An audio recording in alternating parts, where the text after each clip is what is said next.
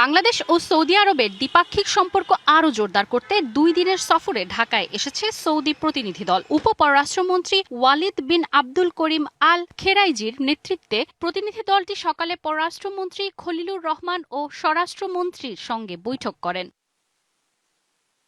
পরে সচিবালয়ে প্রধানমন্ত্রী তারেক রহমানের সঙ্গেও সৌজন্য সাক্ষাৎ করে সৌদি প্রতিনিধি দল।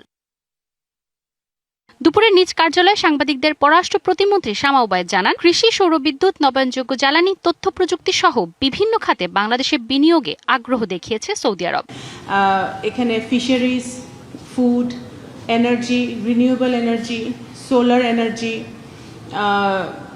আইটি, আর্টিফিশিয়াল ইন্টেলিজেন্স, এই ধরনের বিভিন্ন সেক্টরে তাদের যে দক্ষতা আছে সেই দক্ষতা কাজে লাগিয়ে সৌদি সরকার এখানে বাংলাদেশে ইনভেস্ট করতে আগ্রহী। পররাষ্ট্র প্রতিমন্ত্রী আরও বলেন, বৈঠকে প্রধানমন্ত্রীর সম্ভাব্য সৌদি সফর নিয়ে আলোচনা হয়েছে। বাংলাদেশ সফরের আমন্ত্রণ জানানো হয়েছে সৌদি যুবরাজকেও। এছাড়া বাংলাদেশ থেকে দক্ষ জনশক্তি নিতে চায় দেশটি। ক্রাউন প্রিন্স ইতিমধ্যেই আমাদের মাননীয় প্রধানমন্ত্রীকে আমন্ত্রণ জানিয়েছেন।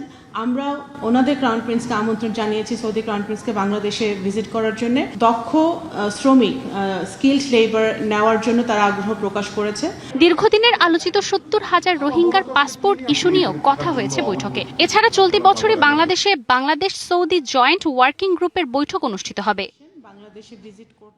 Manjuma Afroz Nilima, DBC news, Dhaka. Bangla QR যেখানে নগদ পেমেন্ট সেখানে। সারা দেশে 10 লাখেরও বেশি মার্চেন্টে নগদে পেমেন্ট করুন খুব সহজে।